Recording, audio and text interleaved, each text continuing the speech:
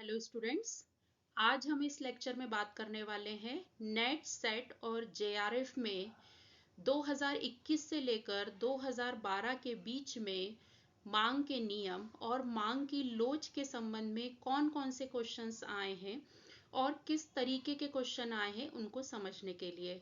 तो स्टूडेंट्स, यदि आपने इस वीडियो को देखने के पहले लेक्चर्स नहीं देखे हैं तो वो आप देख सकते हैं, ताकि आपको ये क्वेश्चन के आंसर जो हैं उसके पीछे के तर्क इजीली समझ में आ जाए। तो स्टूडेंट्स, अब हम समझते हैं कि 2021 से 12 के बीच में किस प्रकार के क्वेश्चंस जो है पूछे गए हैं, ताकि हमें दो चीजें क्लियर हो कि एग्जाम में किस तरीके के क्वेश्चंस, किस पैटर्न के क्वेश्चंस जो है पूछे जाते हैं और कंसेप्ट हमारा कितना क्लियर हुआ है। तो देखिए किस प्रकार के क्वेश्चंस आए। नवंबर 2021 में क्वेश्चन पूछा गया है कि निम्नलिखित में से किसके संबंध में मूल्य वृद्धि का आय संबंधी प्रभाव इसके प्रतिस्थापन प्रभाव से अधिक होता है। ध्यान देना, मूल्य में बढ़ोतरी, एक एक पॉइंट को ध्यान से समझे। किसके संबंध में मूल्य वृद्धि मतलब मूल्य में बढ़ोतरी हुई है। आय संबंधी प्रभाव, ये आय संबंधी प्रभाव हमें दिया है, इसके प्रतिस्थापन प्रभाव से अधिक होता है।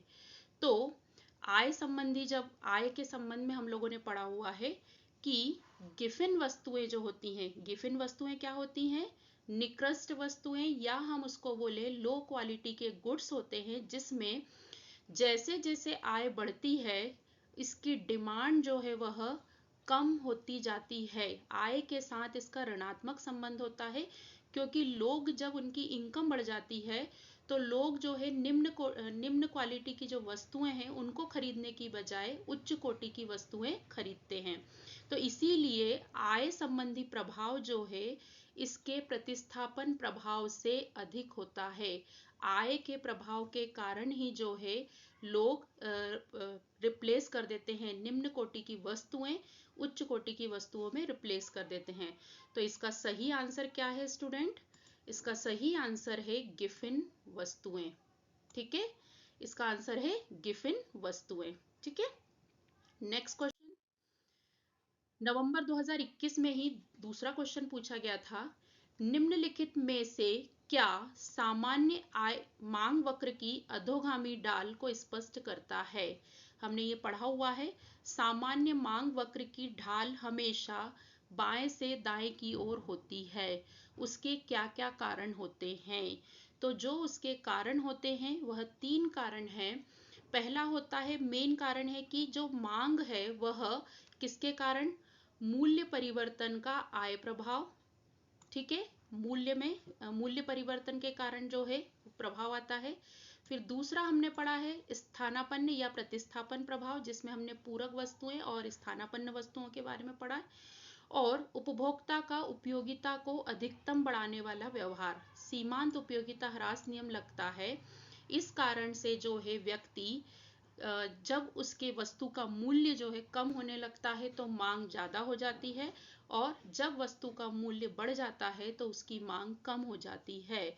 तो ध्यान देना, मांग वक्र जो है बाएं से दाएं की ओर जो गिरता है उसके तीन कारण होते हैं, मूल्य परिवर्तन का आय प्रभाव, प्रतिस्थापन प्रभाव और अधिकतम या सीमांत उपयोगिता ह्रास नियम। इन तीन कारणों से जो है सामान्य मांग वक्र जो सामान्यतः हम बनाते हैं वह इस तरीके से जो है गिरता हुआ होता है। वह किस कारण से होता है?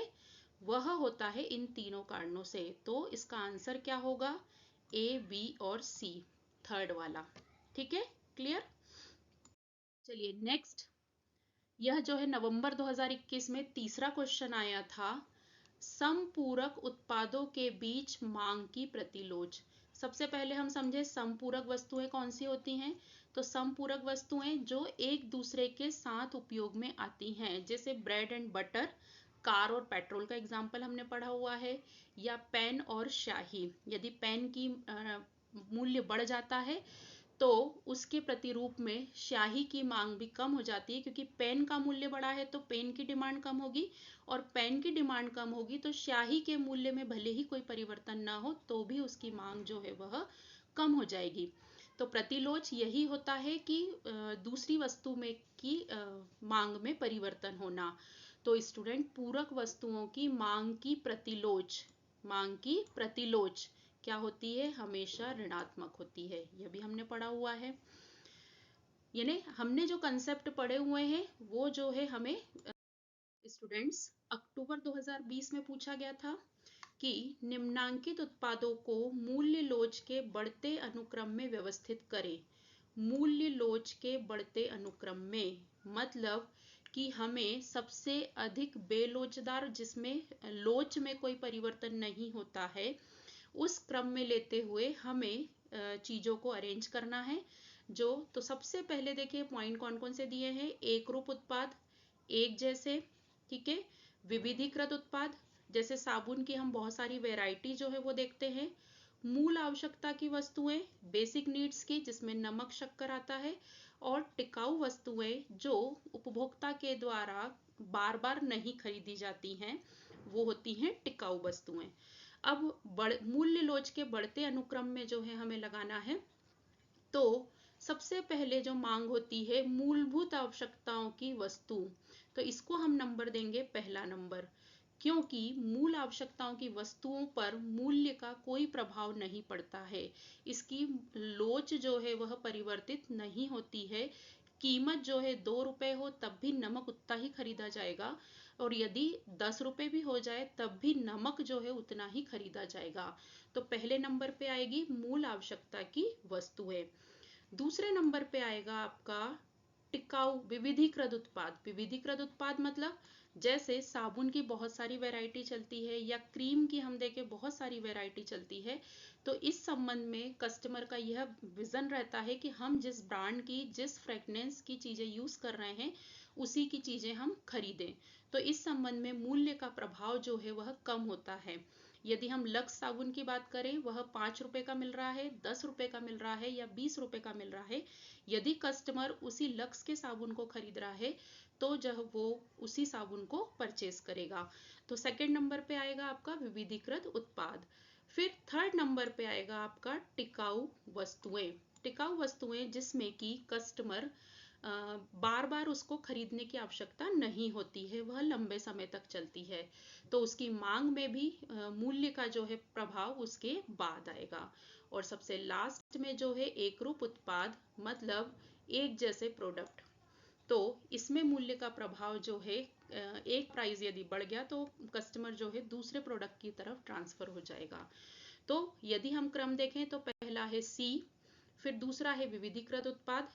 तो मूलभूत आवश्यकता की लोच जो है वह बेलोचदार होती है, चेंज नहीं होती है। तो सी बी डी ए, मतलब इसका सही आंसर है ए। ठीक है, चलिए नेक्स्ट क्वेश्चन। दिसंबर 2019 में क्या क्वेश्चन किया गया था?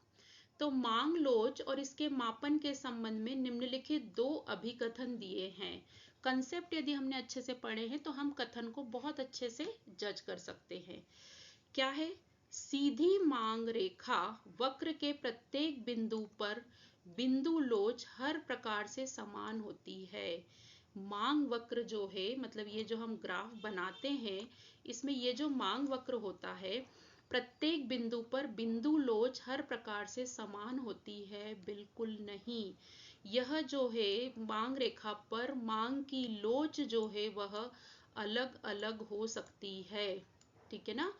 तो यह वह पहला वाला पॉइंट क्या है, यहाँ पर गलत है। फिर आयताकार अतिपरवलय, ये हमने पढ़ा हुआ है। यह क्या होता है? यह उस कंडीशन में बनता है जब जितने प्रतिशत मूल्य में वृद्धि हुई हो उतने ही प्रतिशत मांग में भी वृद्धि हुई हो। मतलब यहाँ पर मांग की लोच इकाई के बराबर होती है। ठीक है ना? तो क्या लिखा है कि आयताकार अतिपरवलय आकार वाले मांग वक्र पर प्रत्येक बिंदु पर मांग की लोच समान नहीं होती है। गलत दिया हुआ है। आयताकार अतिपरवलय पर मांग की लोच जो है वह समान होती है, क्योंकि यह तभी बनता है जब मांग की लोच और मूल्य में जो परिवर्तन है उसका प्रतिशत समान हो। तो इसका अर्थ है कि पहला और दूसरा ऑप्शन जो है दोनों गलत है, मतलब कि सेकंड आंसर सही है। चलिए क्वेश्चन। नेक्स्ट क्वेश्चन दिया है, मूल्य में परिवर्तन और मांग की मात्रा में परिवर्तन के बीच का प्रतिलोम संबंध किस कारण से नहीं होता है? क्या बताना है हमें? मूल्य में यदि परिवर्तन हुआ हो और मांग की मात्रा में परिवर्तन हुआ हो तो उसका कारण कौन कौन से पढ़े हमने? आय, मूल्य में परिवर्तन होता है तो मांग में परिवर्तन, प्रतिलोम उल्टा संबंध। फिर आय के कारण देखा हमने, फिर उपयोगिता ह्रास नियम के कारण होता है। तो देखिए, मूल्य प्रभाव के कारण तो परिवर्तन होता है, प्रतिलोम मतलब होता है अपोजिट, मतलब यदि वस्तु के मूल्य में वृद्धि हो रही है तो मांग में कमी हो रही है, तो मूल्य प्रभाव तो आएगा, है ना, यह तो कारण है। फिर क्रेताओं के प्रवेश और बहिर्गमन से, यह हमने प्रभावित करने वाले तत्वों में पढ़ा हुआ है। तो क्रेता के प्रवेश करने से क्या होगा कि नए नए क्रेता जैसे जैसे आते जाएंगे, वस्तु की डिमांड जो है वह बढ़ती जाएगी, और डिमांड बढ़ेगी तो मूल्य बढ़ेंगे, मूल्य बढ़ेंगे तो फिर क्या होगा कि डिमांड कम होती जाएगी। तो क्रेताओं के प्रवेश और बहिर्गमन से जो है प्रतिलोम संबंध होता है। गोसेन का उपभोग नियम मतलब वही सीमांत उपयोगिता ह्रास नियम, जैसे जैसे हम किसी वस्तु का उपभोग करते जाते हैं उस वस्तु की मिलने वाली उपयोगिता कम होती जाती है। तो इसके कारण भी जो है अपोजिट रिलेशन होता है, यह भी हमने पढ़ा हुआ है। प्रतिस्थापन का नियम जो है वह अलग होता है।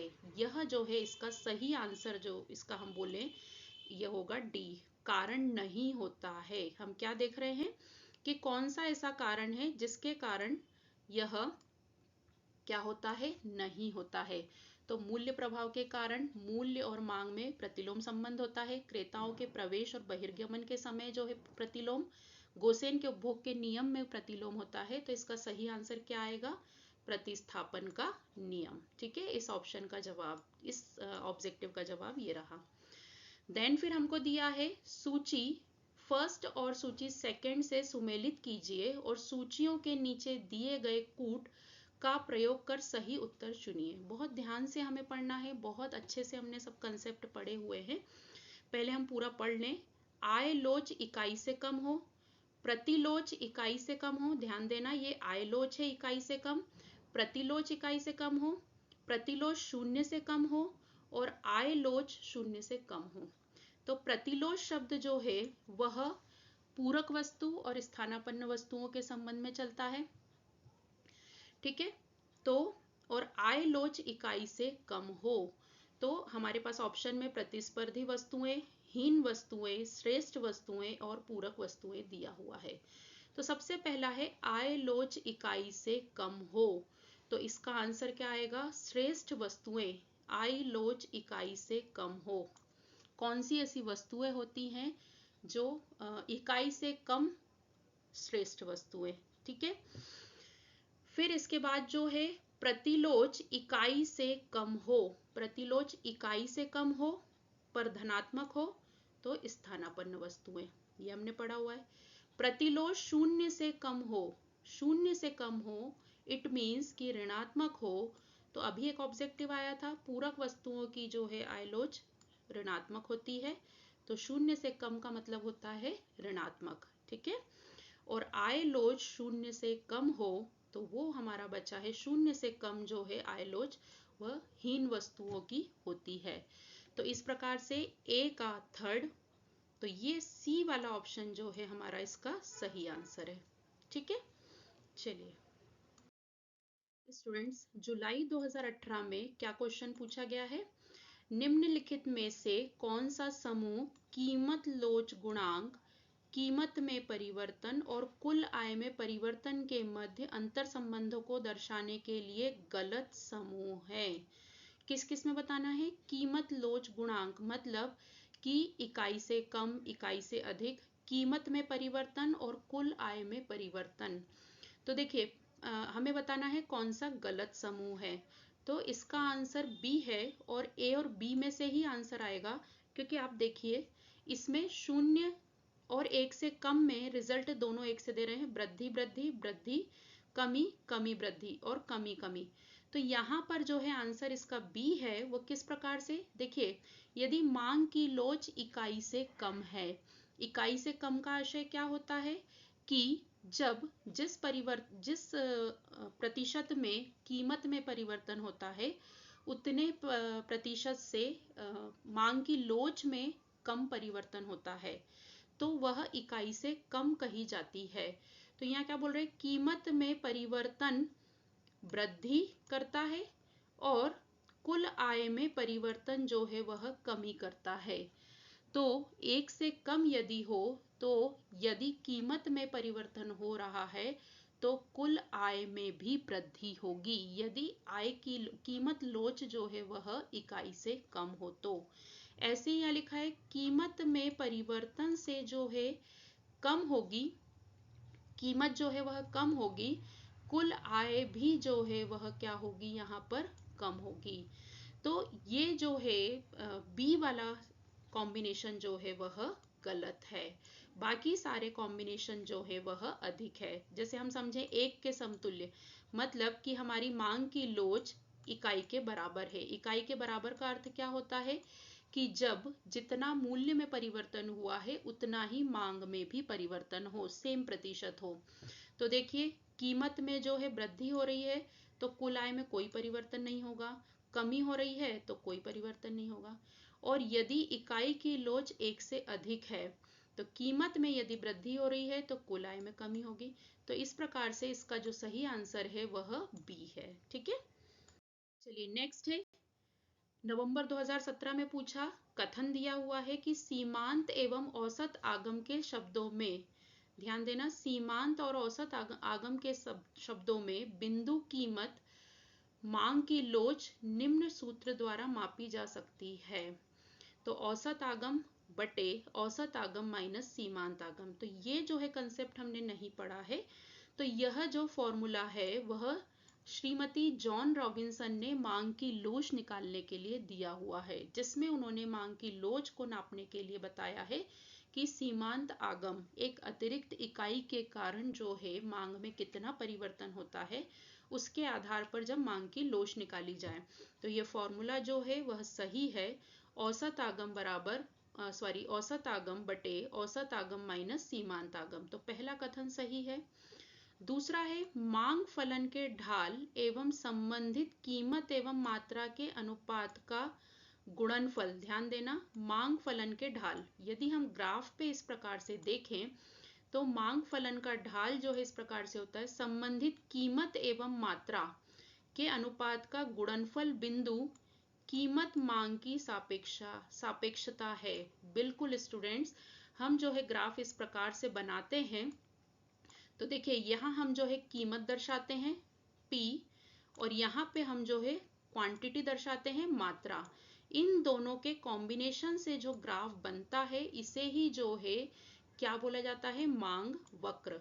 तो यह जो है मांग फलन का ढाल और संबंधित कीमत व मात्रा के अनुपात का गुणनफल बिंदु है। तो इट्स राइट, मतलब दोनों कथन सही हैं।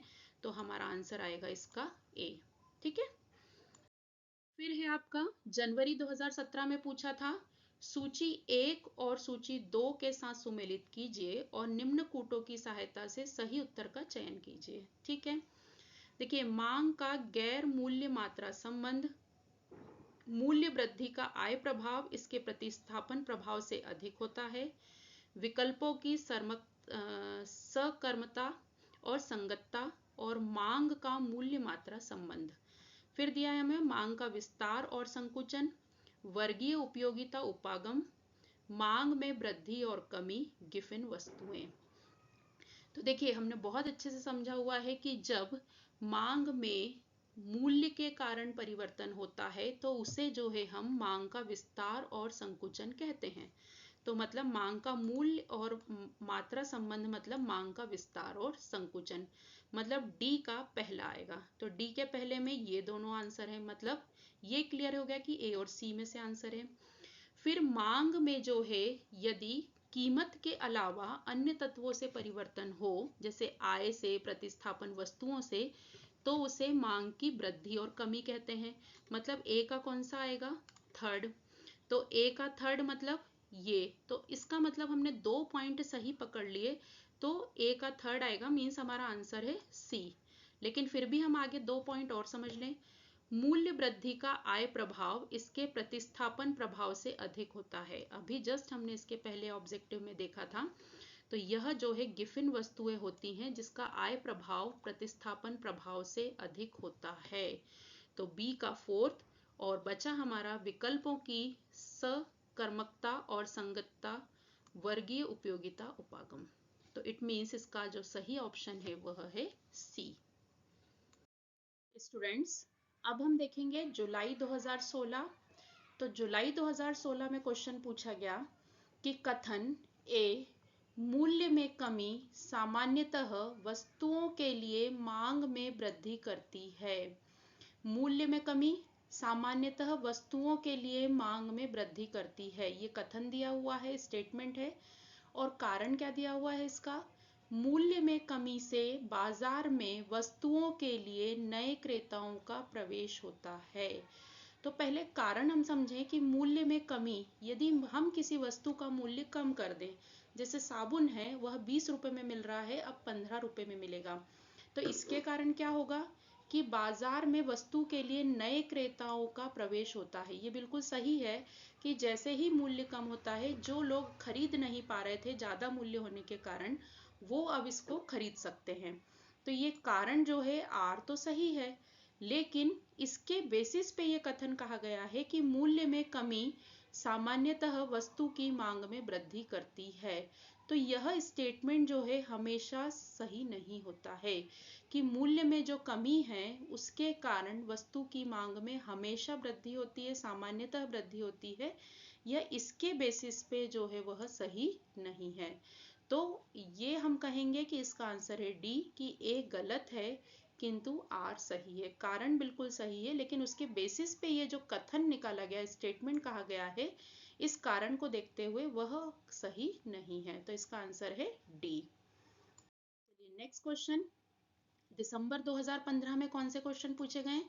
तो दिसंबर 2015 में पूछा है, यदि एक औसत आय वक्र पर मांग की लोच इकाई के बराबर हो तो सीमांत आय क्या होगी?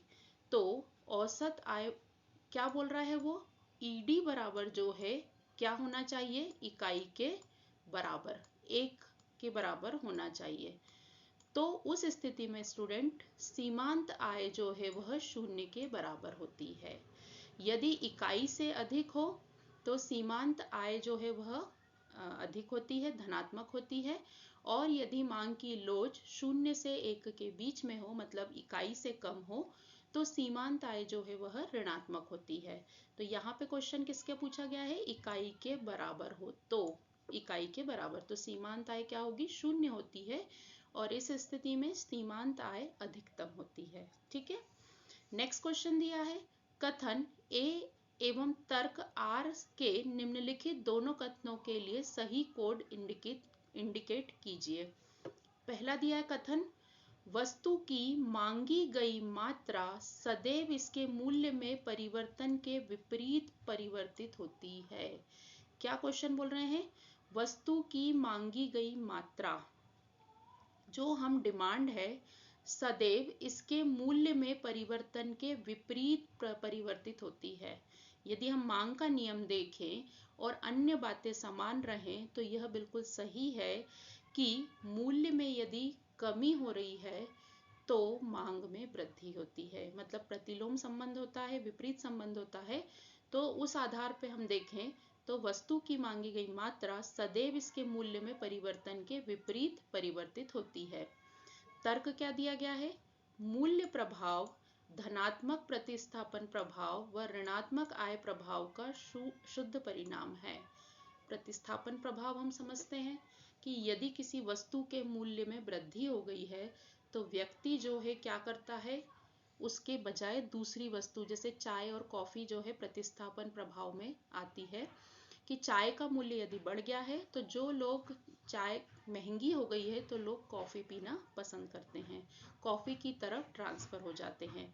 तो मूल्य प्रभाव के कारण प्रतिस्थापन प्रभाव होता है, और ऋणात्मक आय प्रभाव का शुद्ध परिणाम है। मतलब यदि जो है आय कम होती है तो वस्तु की मांग जो है वह वो भी कम हो जाती है, ऋणात्मक आय प्रभाव। तो मूल्य प्रभाव जो है वह धनात्मक प्रतिस्थापन प्रभाव और ऋणात्मक आय प्रभाव का शुद्ध परिणाम है। तो बिल्कुल सही है। तो हम इस आधार पे कह सकते हैं कि ए और आर दोनों सही हैं। ठीक है, चलिए नेक्स्ट क्वेश्चन स्टूडेंट, सूची 1 व 2 की मदों का मिलान कीजिए एवं सही कोड इंडिकेट कीजिए। आपको दिया हुआ है प्रतिस्थापक वस्तुएं, पूरक वस्तुएं, गिफिन वस्तुएं, उच्च आय वर्ग के उपभोग की वस्तुएं। इधर आपको ऋणात्मक तिर्यक लोच, न्यून मूल्य लोच, धनात्मक तिर्यक लोच और धनात्मक मूल्य लोच। तो स्टूडेंट, ये जो प्रतिस्थापन वस्तुएं और पूरक वस्तुएं होती हैं, इसमें मांग की लोच का प्रभाव दूसरी वस्तु पर भी पड़ता है। तिरछी लोच, आड़ी लोच के जो है प्रकार में हमने पढ़ा हुआ है। तो हमें ये बहुत अच्छे से अब याद हो गया है कि प्रतिस्थापक वस्तुओं की जो लोच होती है वह क्या होती है, धनात्मक होती है, और जो पूरक वस्तुएं होती हैं उनकी ऋणात्मक होती है। मतलब ए का थर्ड और बी का फर्स्ट। तो ए का थर्ड और बी के फर्स्ट में इसका आंसर है बी। और गिफिन वस्तुएं, निम्न कोटि की जो वस्तुएं होती हैं उन्हें गिफिन वस्तुएं बोलते हैं। तो उसकी जो है धनात्मक मूल्य लोच होती है।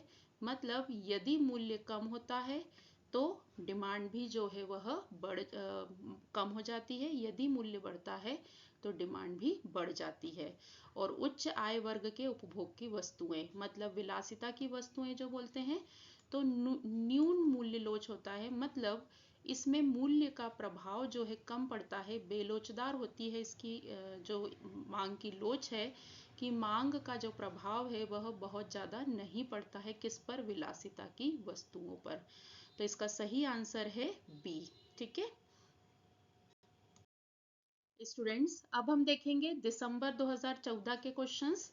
सूची 1 व सूची 2 को सुमेलित कीजिए। हमें दिया हुआ है शून्य आय लोच किसकी होती है, इकाई तिर्यक लोच किसकी होती है, सकारात्मक तिर्यक लोच किसकी होती है, नकारात्मक तिर्यक लोच कौन सी वस्तु की होती है।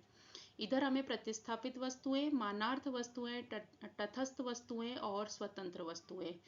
तो स्टूडेंट्स, जो है यदि हम देखें प्रतिस्थापित वस्तुएं, प्रतिस्थापित वस्तुओं की आय की लोच जो है वह क्या होती है, सकारात्मक। धनात्मक जो है आड़ी लोच, तिर्यक लोच को यहाँ पे हम आड़ी लोच के हमने दो प्रकार पढ़े हैं, स्थानापन्न वस्तुओं के संबंध में और दूसरा पूरक वस्तुओं के संबंध में। तो प्रतिस्थापित वस्तुओं की हमेशा धनात्मक होती है, ये क्वेश्चन बहुत बार आ गया है। और मानार्थ वस्तुएं मतलब पूरक वस्तुएं, पूरक वस्तुओं की जो है लोच, आड़ी लोच क्या होती है, यहाँ पे नकारात्मक, ऋणात्मक होती है। मतलब यदि हम देखें तो सी का फर्स्ट और डी का सेकंड, तो सी का फर्स्ट में जो है ये है और डी का, मतलब इसका आंसर है सी। अब ए और बी, शून्य आय लोच, शून्य आय लोच जो है वह किसकी होती है, तटस्थ वस्तुओं की। तटस्थ वस्तुएं मतलब जिस पर वस्तु के मूल्य का जो है आय का कोई प्रभाव नहीं पड़ता है। तो ए का है थर्ड। और इकाई तिर्यक लोच जो है वह स्वतंत्र वस्तुओं की होती है। स्वतंत्र वस्तुएं जिनका एक दूसरे से कोई संबंध नहीं होता है, एक दूसरे के मूल्य का एक दूसरे पर कोई प्रभाव नहीं पड़ता है। तो इसकी आड़ी लोच जो है, तिर्यक लोच मतलब आड़ी लोच जो है वह इकाई के बराबर होती है, यह भी हमने पढ़ा हुआ है। ठीक है, तो ये हो गया हमारा ए का थर्ड, बी का फोर्थ, सी का फर्स्ट और डी का सेकंड। ठीक है, नेक्स्ट क्वेश्चन क्या दिया हुआ है, मूल्य और मांग की मात्रा में परिवर्तन के बीच व्युत्क्रम संबंध। ध्यान देना, मूल्य और मांग की मात्रा में परिवर्तन के बीच विपरीत संबंध किसके कारण नहीं है, किसके कारण नहीं है पूछा, निगेटिव पूछा है। तो आय प्रभाव के कारण तो परिवर्तन होता है, प्रतिस्थापन प्रभाव के कारण होता है, भावी प्रत्याशा के कारण नहीं होता है। मूल्य और मांग में विपरीत संबंध भविष्य में बढ़ने की आशंका के कारण नहीं होता है, सीमांत उपयोगिता ह्रास नियम के कारण तो होता है। इट मीन्स इसका सही आंसर जो है वह कौन सा है, सी। क्लियर। नेक्स्ट क्वेश्चन जून 2014 का है, आयताकार अति परिवलय आकार की मांग वक्र के सभी बिंदुओं पर निम्नलिखित होती है। हम पढ़ चुके हैं आयताकार अति परिवलय पर क्या होता है, असमान ढलान और एक समान बिंदु लोच होती है। जो बिंदु की लोच होती है वो एक समान होती है, लेकिन जो ढलान होती है वह चूंकि इकाई के बराबर जो है, यहाँ पे मांग की लोच इकाई के बराबर होती है, आयताकार अति परिवलय पर एक समान बिंदु लोच होती है, लेकिन जो ढलान होती है वह एक सी नहीं होती है, 45 डिग्री का कोण जो है वह बनाती है। तो इसमें इसका आंसर जो है सही वो क्या है, सी। स्टूडेंट्स अगला क्वेश्चन है, निम्नलिखित में से कौन सा व्यावसायिक अर्थशास्त्र की मूलभूत प्रकृति की व्याख्या नहीं करता है। देखिए, व्यावसायिक अर्थशास्त्र की मूलभूत प्रकृति, तो वह सिद्धांत व व्यवहार के फर्मों में व्यवहार करता है, यह तो हमने उसका मेन अर्थ पढ़ा ही है। लाभ के सिद्धांत के साथ साथ वितरण सिद्धांत जैसे लगान, मजदूरी और ब्याज बिल्कुल नहीं करता है, लगान के सिद्धांत की व्याख्या नहीं करता है। सूचना को संगठित एवं उसका मूल्यांकन करने में, कार्यवाही के वैकल्पिक मार्गों की तुलना करने में, समस्याओं को स्पष्ट करने में, बिल्कुल हमने देखा था कितना उत्पादन करना है, कैसे उत्पादन करना है, इन सब विषयों पर यह वैकल्पिक में से हमें बेस्ट कौन सा हो सकता है उसका चुनाव करने में मदद करता है। और निर्णय लेने को सुलभ बनाने हेतु व्यावसायिक परिपाटियां, बिल्कुल। तो इसका अर्थ है कि इसमें व्यावसायिक अर्थशास्त्र की मूलभूत प्रकृति जो नहीं है वो है बी। तो इसका सही आंसर है स्टूडेंट ऑप्शन बी, व्याख्या नहीं करता है। चलिए नेक्स्ट क्वेश्चन, यदि मांग को एक्स अक्ष के समांतर सीधी रेखा से दर्शाया गया है, ध्यान देना, मांग को एक्स अक्ष के समांतर मतलब इट मीन्स कुछ इस प्रकार से कि इस प्रकार से जो है मांग वक्र को सीधी रेखा में दर्शाया गया है, तो मांग की लोच कोटि डिग्री क्या होगी। तो ये हमने ग्राफ में बहुत अच्छे से पढ़ा हुआ है, इसका आंसर है सी। जब मांग जो है मूल्य के जो मूल्य में बहुत थोड़ा सा परिवर्तन होने पर भी मांग की लोच जो है वह चेंज हो जाती है, तो इसका अर्थ है अनंत। ठीक है, तो इसका सही आंसर है मांग की लोच अनंत होती है। यदि सीधी रेखा में दर्शाया जाए तो मांग की लोच क्या होती है, अनंत होती है। ठीक है, फिर है निम्नलिखित के संबंध में मांग के नियम के अपवाद नहीं होते हैं। ध्यान देना, अपवाद नहीं होते हैं। मांग का नियम क्या कहता है, वस्तु के मूल्य में यदि वृद्धि होती है तो मांग में कमी होती है। उसके अपवाद कौन कौन से हैं, गिफिन वस्तुओं में यह लगता है अपवाद है ये। फिर सामान्य वस्तु, जो सामान्यतः वस्तु में तो मांग का नियम लगता है, और हमें क्या ढूंढना है, मांग के नियम के अपवाद। तो इसका सही आंसर आएगा बी, जो 17वें का सही ऑप्शन है बी। विशिष्ट उपभोग की वस्तुओं में भी मांग का नियम जो है वह नहीं लगता है, अपवाद है। खरीदारों की अज्ञानता के कारण भी मांग का नियम जो है वह लागू नहीं हो पाता है। तो मांग के नियम के अपवाद में जो नहीं है वो आएगा सामान्य वस्तुएं। तो इसका सही ऑप्शन है बी। नेक्स्ट क्वेश्चन है, निम्नलिखित कथन व कारण को पढ़कर कूट की सहायता से सही उत्तर का चयन कीजिए। कथन और कारण दिया है, मांग वक्र की ऋणात्मक ढलान होती है जो कीमत तथा मांगी गई मात्रा के बीच प्रतिलोमी संबंध बताती है। बिल्कुल सही है, मांग वक्र की जो ढाल है वह ऋणात्मक होती है बाएं से दाएं नीचे की ओर, और जो कीमत तथा मांग के बीच प्रतिलोमी संबंध बताती है, मतलब ये कथन सही है। कारण क्या है, यह बात केवल गिफिन वस्तुओं पर लागू होती है, बिल्कुल नहीं, गिफिन वस्तु तो अपवाद है।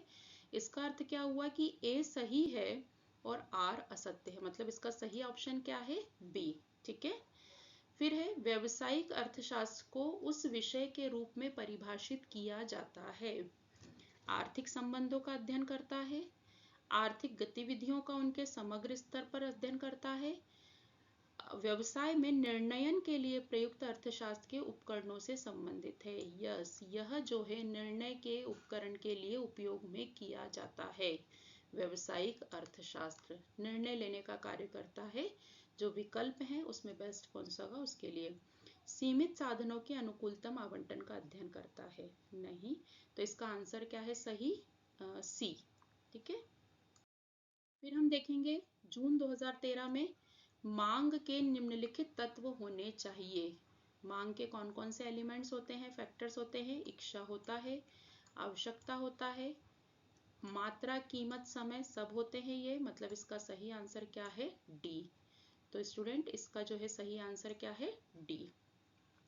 फिर हम अगला देखेंगे, कीमत, सीमांत आगम तथा लोच एक दूसरे से संबंधित हैं जब ई बराबर 1 हो। जब मांग की लोच इकाई के बराबर होती है तब सीमांत आगम क्या होती है?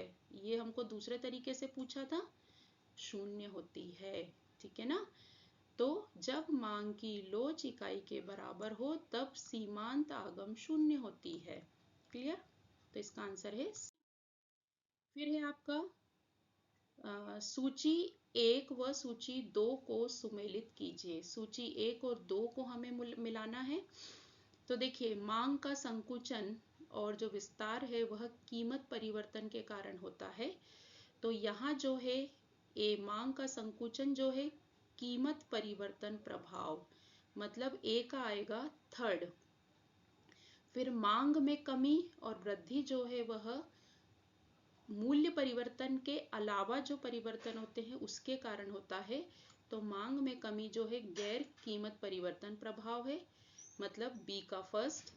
सी का मांग में वृद्धि, तो मांग में वृद्धि जो है वह मांग वक्र का स्थान परिवर्तित कर देता है और मांग का विस्तार करने पर मांग वक्र वही रहता है। इट मीन्स इसका सही आंसर है ए। मतलब इसमें मेन रूप से ध्यान रखना है कि मांग का विस्तार और संकुचन कीमत में परिवर्तन के कारण होता है और मांग में कमी और वृद्धि जो है वह मूल्य के अलावा जो अन्य फैक्टर है जैसे आय का प्रभाव, प्रतिस्थापन प्रभाव, उसके कारण जब मांग में परिवर्तन होता है तो उसके कारण मांग में कमी और वृद्धि होती है। तो ये जो है उसके ऑप्शंस हैं। तो इसका सही आंसर क्या है? ए। फिर है नेक्स्ट क्वेश्चन कि निम्नलिखित में से कौन सा कथन सत्य है? निकृष्ट वस्तुओं के मामले में आय प्रभाव ऋणात्मक होता है यद्यपि प्रतिस्थापन प्रभाव धनात्मक है। किसके बारे में बात कर रही है? निकृष्ट, मतलब गिफिन वस्तुएं, निम्न कोटि की वस्तुओं में जो है आय प्रभाव ऋणात्मक होता है, प्रतिस्थापन प्रभाव धनात्मक होता है। बी है, निकृष्ट वस्तुओं के मामले में आय तथा प्रतिस्थापन प्रभाव धनात्मक होते हैं। और तीसरा दिया है, निकृष्ट वस्तुओं के मामले में आय तथा प्रतिस्थापन प्रभाव ऋणात्मक होता है। और चौथा दिया है, निकृष्ट वस्तुओं के मामले में आय प्रभाव धनात्मक होता है यद्यपि प्रतिस्थापन प्रभाव ऋणात्मक होता है। तो इसका सही आंसर आएगा ए। निकृष्ट वस्तुएं मतलब निम्न कोटि की वस्तुएं होती हैं, तो आय प्रभाव ऋणात्मक मतलब निम्न कोटि की वस्तुएं, गिफिन वस्तुओं में हम लोगों ने पढ़ा हुआ है कि जैसे जैसे आय बढ़ती है इसकी डिमांड जो है वह कम होती जाती, तो आय प्रभाव क्या होता है? ऋणात्मक होता है, उल्टा चलता है। और प्रतिस्थापन प्रभाव जो है वह धनात्मक होता है। तो इसका सही आंसर जो है वह है ए। फिर नेक्स्ट क्वेश्चन बचा है, यदि किसी एक वस्तु की कीमत 20% कम होती है और उस वस्तु की मांग में 40% की वृद्धि होती है। ध्यान देना, कीमत में कम वृद्धि हो रही है और वस्तु की मांग में जो है अधिक वृद्धि हो रही है, दुगनी वृद्धि हो रही है, तो मांग की लोच क्या कहलाएगी? अत्यधिक लोचदार। मतलब जितने प्रतिशत मांग मूल्य में परिवर्तन हो उससे कई गुना ज्यादा जो है मांग में परिवर्तन हो तो उसे हम कहते हैं कि मांग जो है बहुत चेंजेबल है, तो उसे बोलते हैं अत्यधिक लोचदार। तो इसका सही आंसर है डी। ठीक है।